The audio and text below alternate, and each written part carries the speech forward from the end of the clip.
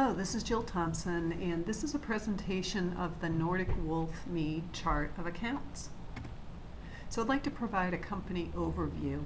Nordic Wolf Mead will be starting up as a mead hall and production facility in downtown Asheville. We'll offer tours, tastings, a bottle shop, and an old world mead hall style winery brew pub atmosphere. What greater place than Asheville to offer this kind of a business.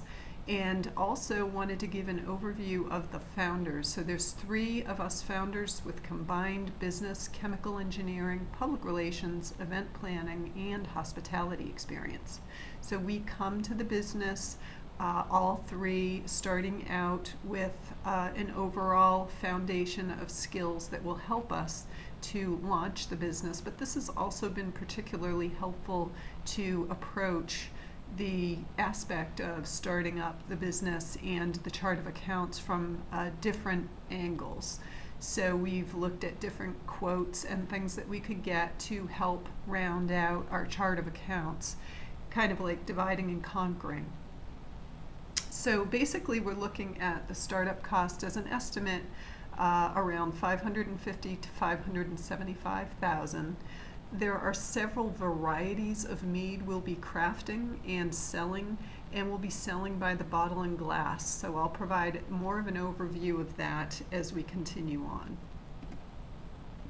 So the chart of accounts will review the projections per month, provide an ongoing expense estimate on a monthly basis, provide startup costs, and initially we will be looking at the first 6 months with no revenue. So I will talk about that a little bit more when we look at the revenue section. And I'll also talk about the justifications for the expenses and the revenue, and then how we approached the reality check of our numbers. So looking at our revenue projections, our mead will be sold by the bottle and the glass. So we'll be selling 750 milliliter bottles sold at an average of $20 per bottle. And again, the justification in this was looking at what other meaderies are doing nationally and what their average is for 750 milliliter bottles. Some do make mead in bottles that are lower milliliters, and others are selling by the glass, which we will also do.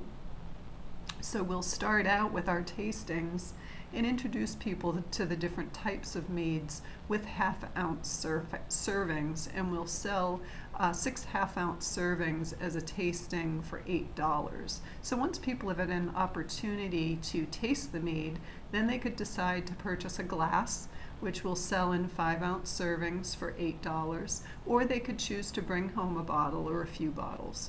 And we'll also sell flights, which will be sold as 1-ounce servings, and people can get a flight of 10 that will be at $10, and they can try out a variety of different meads. Now this will be something that'll grow over time, because initially we'll just be starting out with 6 varieties, but we will build up so that Nordic Wolf Mead has more varieties to offer. We probably will not introduce food initially, other than chips that we'll sell to complement people who are drinking mead, so they'll have some food. We may invite food trucks to pull up and serve their food, but we'll also look at maybe expanding on this in the future. But right now we're just going to focus on being a meadery that has tastings, tours, and people can come in and enjoy maybe a picnic with friends, buy a bottle of mead. There'll be picnic tables or indoor tables depending on our location, but initially the focus will not be food. We've also talked about expanding to offer other forms of alcohol, but these projections do not include that initially. And then we'll have other materials in our bottle shop that will have our logo. This will help us to market our brand, but also increase our revenue and help people to embrace the whole Nordic Wolf Mead theme. So let's look at the products. So we have our bottles sold, 750 milliliters, which I've mentioned, And the glasses with logos, so this is again the merchandise, not the actual mead. T-shirts, hats, gourmet chips. This is what we project initially for revenue, and then moving forward we will expand on that. But these are the line items that we have in our initial chart of accounts. So I think it's important to at least look at the revenue from the bottles and glasses initially, because those are our big sellers.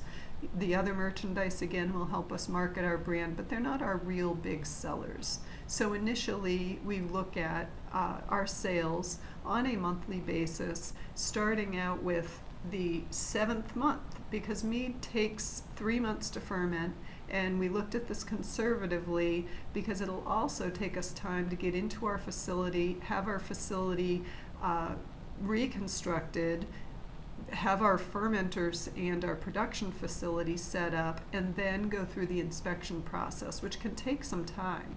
So if it takes 2 to 3 months to get ready, and then we're able to start, we get approval to start producing mead, then it could be another 2 or 3 months to produce. So we looked at this, as I mentioned, conservatively in starting on month 7 with revenue, and then that takes us right through, and we are looking at a full year here. And then the higher months are accounting for higher tourism. Where Asheville's a tourism community, we expect that that will go up during those summer months, or months when there's more tourists, and then it will go down slightly. And then these are looking at sales based off of the bottles and the glass and dividing them out, because we'll sell bottles and glasses. However, when we looked at what other wineries and meaderies are doing, there is a definite percentage difference between the number of glasses and bottles sold. So we needed to account for more glasses being sold than bottles being sold.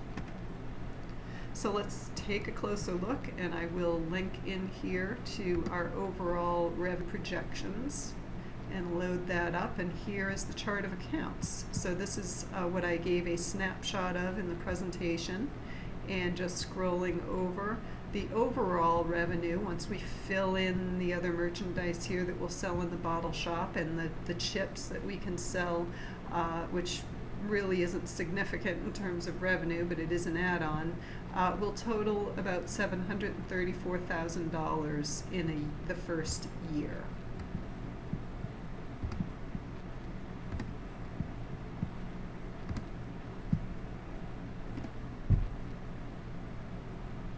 So let's look at the startup costs. There's monthly rent, utilities, permits, equipment, ingredients, construction, salaries, miscellaneous expenses. There were a lot of expenses to think about and break down and justify.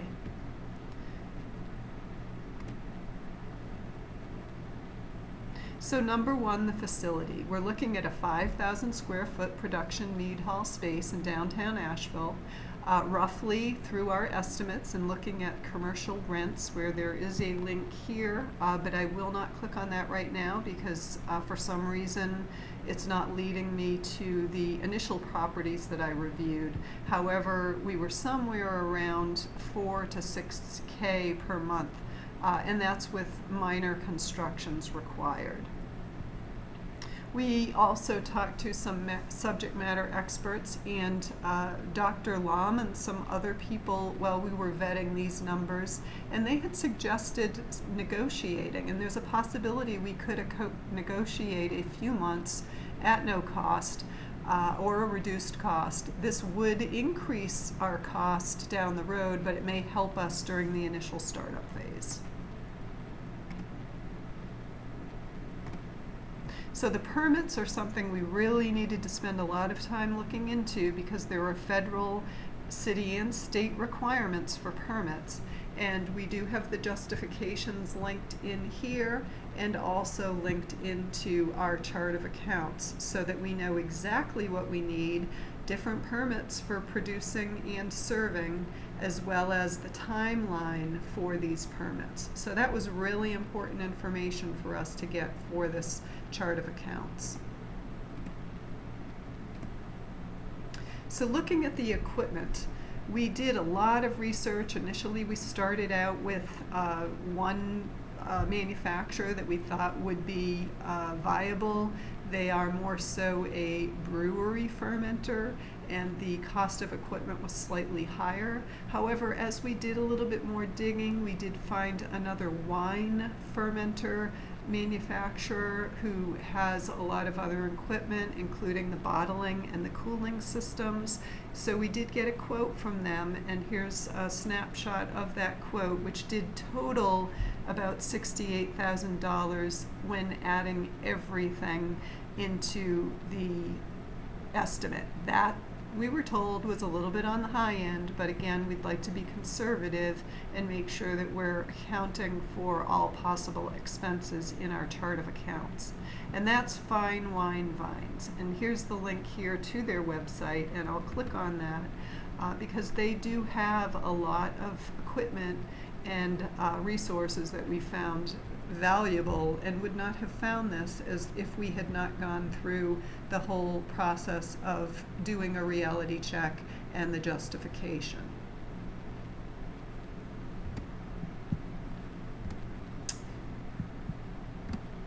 In addition to that, I would like to say one of the things that I was challenged by from a few subject matter experts was to look at leasing options.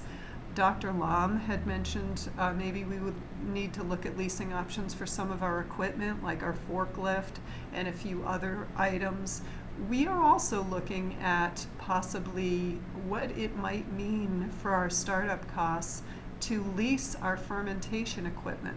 So I don't have those figures here yet, but this has challenged us to take the next step and to look at what that might mean for us, and in terms of making the startup more viable for us, because there are a lot of real high-end equipment costs that are involved in starting up both a brewery and a winery. And in our case, we are functioning more like a winery because Mead is classified as a honey wine. However, it's also crafted and similar to some of the craft brews. One of our main ingredients where we really needed to do a lot of research was related to the cost of honey and the regularity of purchasing honey. And we did find a regular supplier. We've actually been using this supplier for our home brewing, but they can accommodate our needs moving forward for what we'll need in terms of honey for the barrels that we're going to be producing in our fermenters. We also dug deeply with construction and understand that this will probably be an ongoing project, especially as it relates to what facility we'll be using. But what I was able to find through doing a reality check and getting some justification was that we're looking at about, excuse me, high-end $53 per square foot of our facility based on the condition of the facility. And we also are talking with other brewers and landlords and trying to find out how we might be able to reduce some of these costs. Now, we could go into a facility that's brewery or winery ready, and that way we'd have less construction costs, but then the rent would be higher. So we just need to take a look at all this and balance this out and determine what's best for Nordic Wolf Mead. We also have a family member who has carpentry skills, and he can help with some of the construction of the bar and bathroom and help us keep the costs down there. So the founder's salary, this was a real eye-opener because after doing some subject matter expert interviews, we were told that a lot of financial institutions who are funding business startups don't like to see the founders' salaries being at the high end. It's, you know, kind of like you're going to eat peanut butter and jelly sandwiches for a while. So we really needed to bring that down, and we're planning on working full-time well. We're starting up this company, at least two of us, and we needed to focus on, you know, less salaries in that initial startup and then gradually increase the salaries and the time that we're devoting as the business starts to succeed. The first 3 months will be securing the facility and the construction and getting the permits, but we won't have any revenue coming in. We also have the miscellaneous expenses related to lawyers and accountants and financial advice. We have our production facility expenses and bottling, our office equipment, our furniture. Everything was included in that initial startup, and I'll link here to that document so that we can look at the chart of accounts and see what the startup costs look like. So here is the chart that includes, or the workbook that includes our chart of accounts for startup. We were again conservative in the sense that we're anticipating no revenue for 6 months, so we projected that $6,000 for 6 months. What would we need to cover our facility expenses? We also have our fermenter cost after doing some research in here, and other equipment, as well as commissions and fees, and these may be on the high end. We may be able to cut these back, especially after we talk to some other people who know a little bit more about what it takes to get a business started, that those fees maybe drop down. And again, here you'll see under equipment, appliances, and machinery that we are already up to about $160,000. So if we were to rent our equipment, that would drastically bring down our startup expenses. However, it would increase our monthly expenses. And then moving on, looking at production supplies, all the things that we need to start with production: labeling, tubing, bottles, corks, cleaning supplies, production ingredients, mead hall supplies for running the service end, and the technology that we'll need to operate, as well as utilities, phone, internet, and the things that we need to operate. We have our personal technology in here for the office, as well as what we'll need for furniture. And we talked about, this is going to be an old style mead hall, so we could go rustic. We could use consignment furniture and other rustic furniture that's less costly in our mead hall and in our office space. And then we have the signage, as well as what we'll need for marketing expenses to launch the business, supplies throughout that we'll be using throughout that startup, and then the payroll, wages, and benefits, which I had mentioned initially, starting out on the low end and then moving on up. So that's a good summary on our startup costs, and I will move back to the presentation and move on to the section related to ongoing monthly expenses. So included in that will be rent, utilities, salaries, marketing, advertising, a lot of what we included in the startup. However, these will be regular costs, and they were calculated on a monthly fee.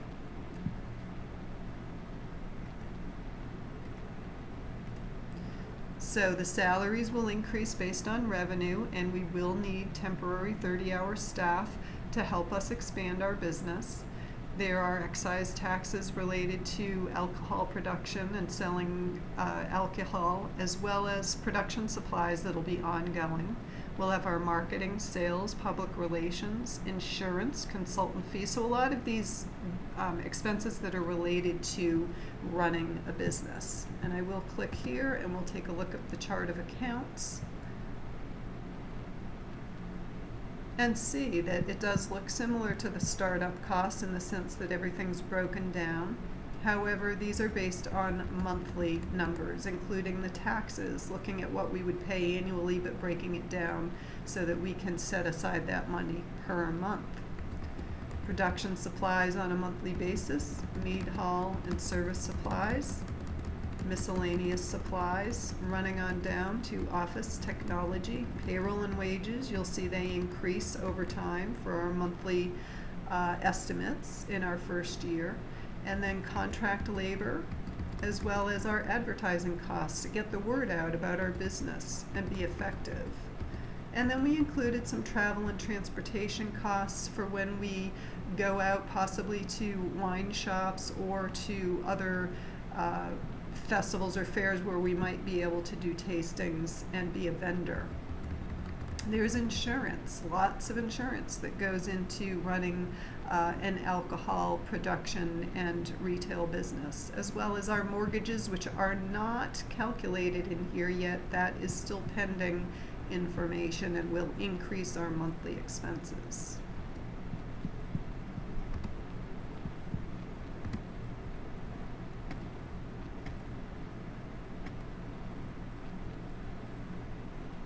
So we did a lot of reality checking along the way. We met with Mountain BizWorks, the Small Business and Technology Development Center, talked to the American Mead Makers Association, professors such as Dr. Lom and Rader, classmates along the way who provided their valuable feedback throughout the learning community.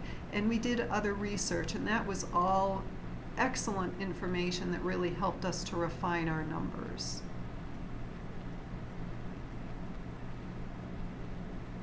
I want to thank you for tuning in to this presentation and enjoyed being able to go through this assignment and learned a great deal from going through the process.